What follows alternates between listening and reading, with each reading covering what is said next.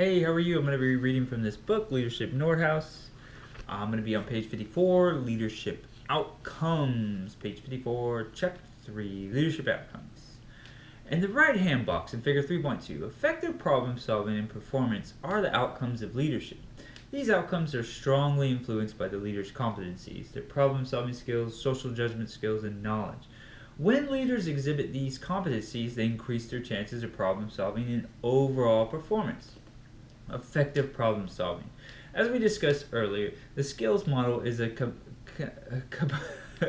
capability model designed to explain why some leaders are good problem solvers and others are not.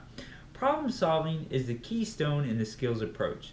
In the Model 3.2, problem solving skills as competencies lead to effective problem solving as a leadership outcome. The criteria for good problem solving are determined by the originality and the quality of expressed solutions to problems. Good problem solving involves creating solutions that are logical, effective, and unique, and that go beyond given information. Sakaro and others in the year 2000. Performance. In the model, performance outcomes reflect how well the leader has done her or his job. To measure performance, standard external criteria are used. If the leader has done well and been successful, the leader's evaluations will be positive. Leaders who are effective receive good annual performance reviews, get merit raises, and are recognized by superiors and followers as competent leaders. In the end, performance is the degree to which a leader has successfully performed the assigned duties. Taken together, effective problem solving and performance are the two ways to assess leadership effectiveness using the skills model. Furthermore, good problem solving and good performance go hand in hand.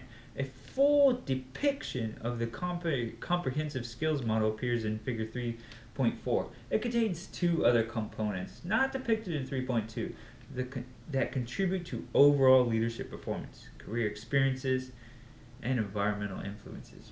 Career experience is super important. As you see in 3.4, career experiences have an impact on the characteristics and competencies of leaders.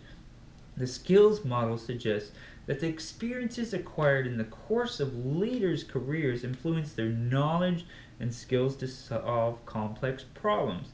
Mumford, Zuccaro, and Harding and others in 2000 pointed out that leaders can be helped through challenging job assignments, mentoring, appropriate training, and hands-on experience in solving new and unusual problems. In addition, the authors think that career experiences can positively affect the individual's characteristics of leaders. For example, certain on-the-job assignments could enhance a leader's motivation or intellectual ability. In the first section of this chapter, we discuss Katz's 1955 work, which notes that conceptual skills are essential for upper-level administrators. This is consistent with Mumford, Zuccaro, and Harding and others in 2000 skills model, which contends that leaders develop competencies over time. Career experiences help leaders to improve their skills and knowledge over time. Leaders can learn and develop higher levels of conceptual capacity if the kinds of problems they confront are progressively more complex and more long-term as they ascend the organizational hierarchy. Mumford, Zuccaro, and Connolly and others in 2000. Similarly, upper-level leaders, as opposed to first-line supervisors, develop new competencies because they are required to address problems that are more novel, that are more poorly defined, and that demand more human interaction. As these people move through their careers, higher level of problem-solving and social judgment skills become increasingly important. Mumford and Connolly in 1991. So the skills and knowledge of leaders are shaped by their career experiences as they address increasingly complex problems in the organization. This notion of developing leadership skills is unique and quite different from other leadership perspectives. If we say leaders are shaped by their experiences, then it means leaders are not born to be leaders. Mumford, Zuccaro, and Harding in 2000, they said that. Leaders can develop their abilities through experience, according to the skills model.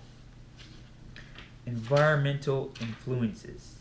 The final component of the skills model is environmental influences. We're on page 55, which is illustrated at the bottom of figure 3.4. Environmental influences represent factors that lie outside the leader's competency characteristics, and experiences.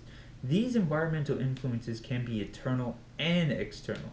Internal environmental influences affecting leadership performance can include such factors as technology, facilities, expertise of subordinates, and communication. For example, an aging factory or one lacking in high-speed technology could have a major impact on the nature of problem-solving activities. Another example might be the skill level of followers. If a leader's followers are highly competent, they will definitely improve the group's problem-solving and performance. Similarly, if a task is particularly complex or a group's communication poor, the leader's performance will be affected. External environmental influences, including economic, political, and social issues, as well as natural disasters, can provide unique challenges to leaders. In March 2011, a massive earthquake and tsunami devastated large parts of Japan, crippling that nation's automobile manufacturing industry. Toyota Motor Corp alone had more than 650 of its suppliers and component manufacturing wiped out, halting worldwide production of Toyota vehicles and devastating the company's sales. At the same time, this disaster was a boon to American car makers, which increased shipments and began outselling Toyota, which had dominated the market. Leaders of these automobile companies, both Japanese and American, had to respond to unique challenges posed by external forces completely beyond their control. The skills model does not provide an inventory of specific environmental influences. Instead, it acknowledges the existence of these factors and recognizes that they are indeed influences that can affect the leader's performance. In other words, environmental influences are a part of the skills model, but not usually under the control of a leader. The summary of the skills model. In summary, the skills model frames leadership by describing 5 components of leader performance. At the heart of the model are 3 competencies: problem-solving skills, social judgment skills, and knowledge. These 3 competencies are the central determinants of effective problem-solving and performance. Although individual attributes, career experiences, and environmental influences all have impacts on leader competencies through job experience and training, leaders have become better problem solvers and more effective leaders. Ending on page 56 in the summary of skills model. See you.